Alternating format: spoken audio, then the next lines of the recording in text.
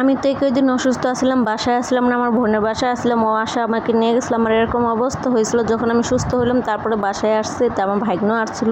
তো একটা কী অবস্থা হয়েছে, দুর্ঘটনা আমার সাথে। আমার মোবাইলের স্ট্যান্ডটা ভেঙে ফেলেছে, যেটা দিয়ে আমি সবসময় ভিডিও করি, যেহেতু আমার ভিডিও করার লোক নেই, সেটাই আমার সঙ্গী। হ্যালো এভরিওয়ান, কী অবস্থা? আশা করি সবাই ভালো আছেন, আমিও ভালো আছি। আজকে আমি ইলিশ মাছ দিয়ে, করলা দিয়ে, আলু দিয়ে ঝোল করবো, সেই ভিডিওটা আপনাদের সাথে শেয়ার করবো। তো প্রথমে চুলাটা জ্বালিয়ে কড়াইটা বসিয়ে নিয়েছি, তেলটা পরিমাণ মতো দিয়ে গরম করে নিয়েছি, মাছটা লবণ হলুদ দিয়ে মেখে নিয়েছি, নিয়ে এখন মাছটা দিয়ে দিতেছি।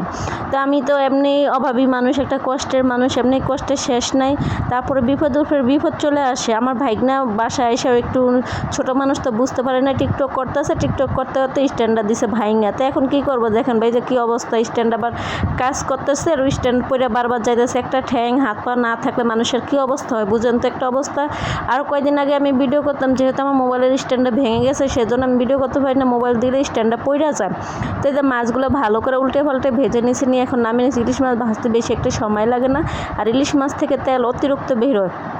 তা আমি যদি আগে জানতাম ইলিশ মাছ কেটে তুলে মজাটা চলে যায়, তা আমি আগে এই কাজটা করতাম না। আমি কী করছি, ইলিশ মাছ কেটে ফ্রিজে ধুয়ে দিচ্ছি। এখন ইলিশ মাছটা, যখন ইলিশ মাছ আনছিলাম তখন ওরকম স্বাদটা পাইছি, এখন আর ওরকম স্বাদটা পাই নাই। তাই আমি যদি আগে জানতাম বা বুঝতাম, তাহলে আমি ইলিশ মাছগুলো গোটা গোটা রেখে দিতাম, তাহলে যখন খেতাম একটা একটা করে নামে খেতাম। তো আমার ভাগনা স্ট্যান্ডটা ভেঙে ফেলেছে, সেজন্য আমি ভিডিও ঠিকমতো করতে পারি না। আর এমনিতে অসুস্থ আসলাম, আর ভাবছি যে কী করবো, ভাবলাম যে ভিডিও করা ছেড়ে দেবো।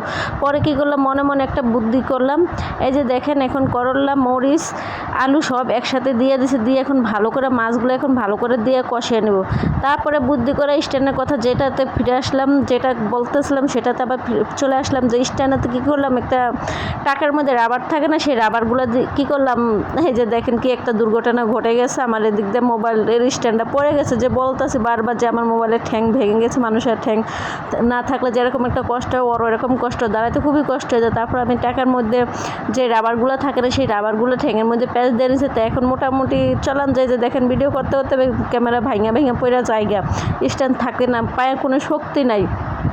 আমার কাছে তো এরকম টাকাও নেই বাই গেল, আমি কীভাবে আনা লাগে অনলাইন তো আমি বুঝি না। আমার ভালোবাসার মানুষ, কাছের মানুষ যে আসলে সে আমার আইনা দিয়েছিল, সে জন্য একটু ভিডিও করতে পারতো। এই যে এখন তরকারিতে পরিমাণ মতো ঝোল দিয়ে আমি যে জায়গাটা রান্না করি, সেই জায়গাটা মোছামুছির চেষ্টা করি সবসময়। আর ওই যে দেখেন কুলা দিয়ে রাখছি কেন জানেন, কারণ আজকে বাইরে প্রচুর বাতাস, যেহেতু আমি বারান্দায় রান্না করি, বাতাসের কারণে একটুকু রান্না করা পারতাছি না, খুবই ডিস্টার্ব করতেছে, এই জন্য কুলা দিয়ে থুয়ে দিচ্ছি। তারপরে কুলাটা বারবার পড়ে যায়, কী একটা অবস্থা বলেন তো ভাই। গরিব মানুষের কোনো দিকে শান্তি নেই, না আছে ঘরে শান্তি, না আছে বাইরের শান্তি, না আছে রান্না বাড়া, কোনো দিক দিয়ে শান্তি নেই। একমাত্র শান্তি যদি থাকে ওই উপরে যাই, আল্লাহর কাছে যাই, তারপরে তো আমরা শান্তি কীভাবে পাবো, যেহেতু আল্লাহর কাজ করি না। তো আজকের রান্নাটা কীরকম হয়েছে অবশ্যই কমেন্টস করে জানাবেন। আজকে ভিডিওটা এই পর্যন্ত, আল্লাহ।